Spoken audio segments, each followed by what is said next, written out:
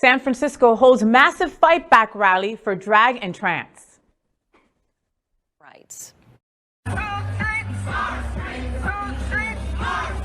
A huge turnout at the Drag Up Fight Back March and rally in San Francisco. Thousands gathered outside City Hall and marched to Union Square to speak out against hate. We know how to organize, we know how to get loud, and we know how to fight back. Activist Mahogany, who's also chair of the San Francisco Democratic Party, said people's lives are in danger, and it's important for the community and allies to take a stand. We have been absolutely horrified to see all of the legislation that is being lodged against our community.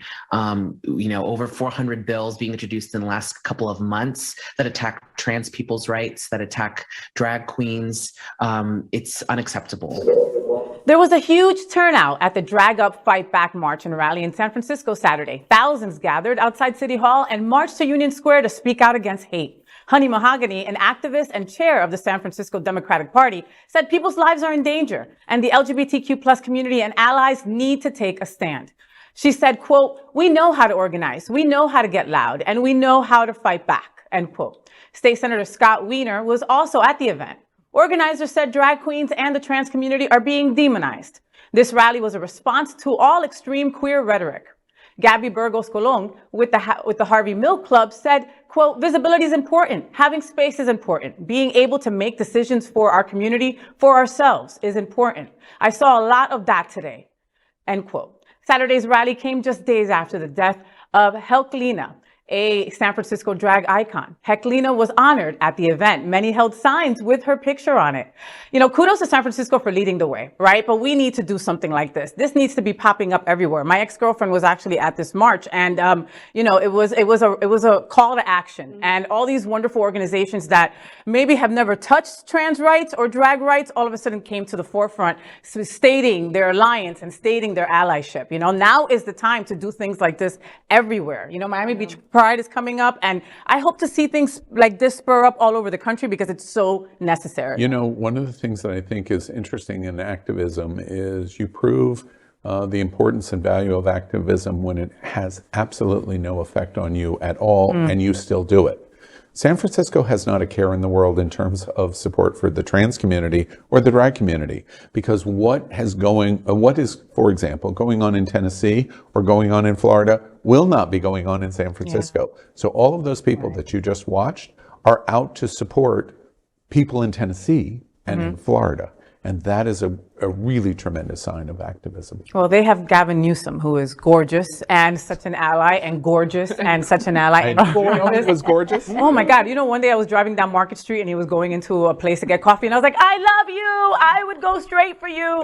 Calm down. Totally did. Yeah, he's really, really hot. I think he's nice. But again, but then you compare him to Ron DeSantis, who doesn't even see us or hear us or even want to talk to us or want us alive. Yeah. You're right. It means more because they were out there, and it really is not going to affect them like it would us.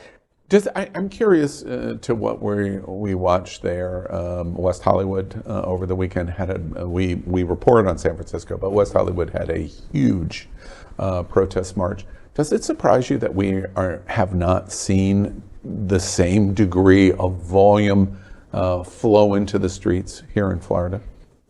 Yes, because we're freaking delusional, okay? It's just like, I don't want to go back to Roe v. Wade, but when that was overturned, I was out in the streets screaming and yelling. And I was looking around to see where the gay boys were, and they were not, okay? And not even a lot of women were out there marching with me. I mean, that's why it doesn't surprise me. That's why the delusion is real here. There's something in the freaking water. Y'all are not surprised. Nope. Unfortunately. And it just seems to me, not to wag finger or tongue at our own community here in South Florida and in Florida, but what we watched in this last days in Tennessee and Nashville of the two black state house representatives being removed, a democratically elected representatives being removed, and the white woman was not. It seems to me that and she's voiced what she thinks about it. It just seems to me that we're seeing in spades this intersection of black and women and religious faith and drag queens and queer. We're seeing an intersection that we're under attack, and there should be an intersection of all of these communities. but I just don't seem to be seeing it. I think that there's a few reasons to kind of just unpack a little bit. I mean, for one of the reasons we're not seeing it in Florida, I think, is that Florida has really historically been kind of almost like an incubator for the like what we call the culture wars, which is not really the culture wars, right? Like that is like I feel like that even that term undermines the significance of what's happening. Like telling people that they don't have a right to exist is not about differences in opinion. That's just an infringement on your human rights, and human and civil rights. But so Florida has a number of reasons. It has it's the South, but it's also not that. Like it also has this different identity. It's schizophrenic in that way. The Cold War hasn't really ended here. Like there's 100 reasons why Florida looks the way it does. But I always kind of find faith, I think, in Black womanist and feminist thought that says, right, until none of us are free until we are all free. That is in solidarity. This is the reason we have to stand. Like that is, it was disappointing when Roe v. Wade got dismantled and overturned, right? That we didn't see men speaking out, queer, otherwise, right? That is like it's what does that mean if reproductive rights is not part of your agenda? It's not something you believe in. What do you stand for, right? That is that it's the only pathway to liberation is if we actually all stand. I mean, I sound like a book or something, but it's true. Yeah. Preach. But and heard loud and clear. But specifically, and to this story about the Drag Up and March rally, in terms of what we see in West Hollywood and we see there in San Francisco, why isn't that going on in Florida?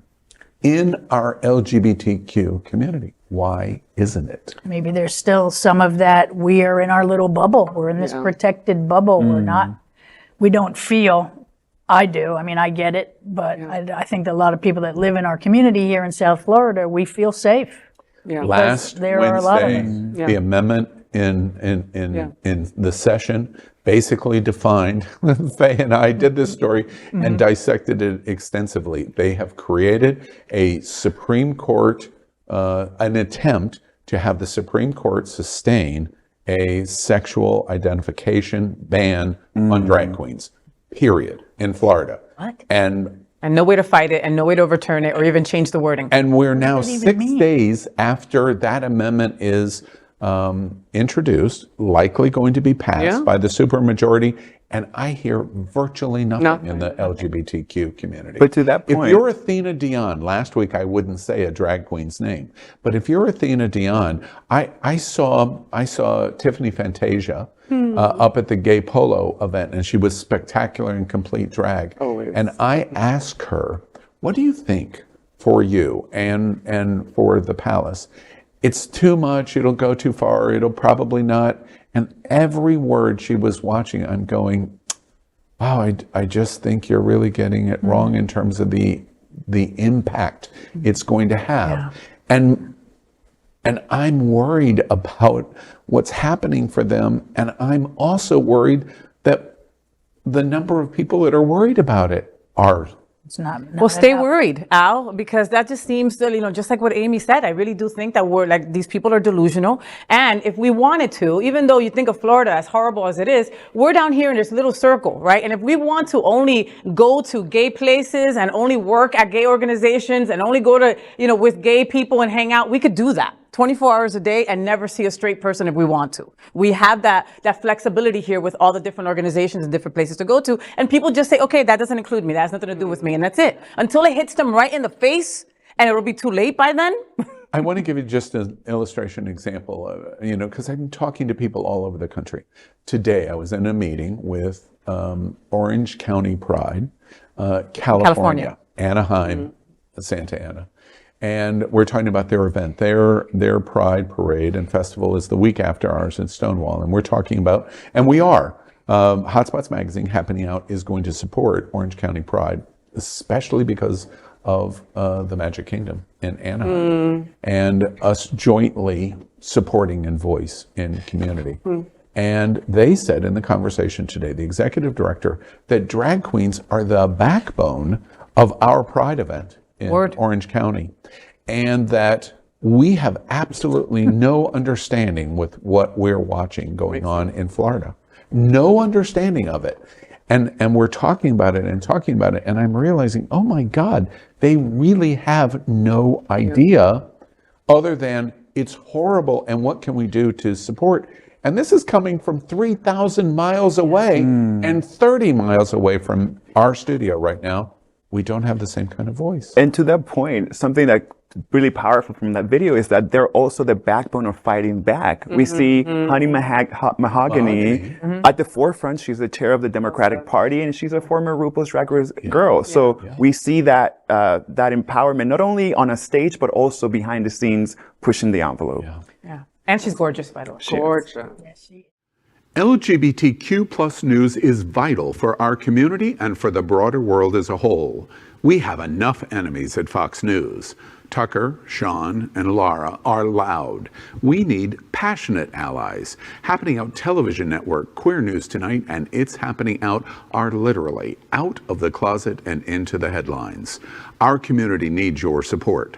Like this broadcast and subscribe now to ensure the growth of the entire LGBTQ plus community.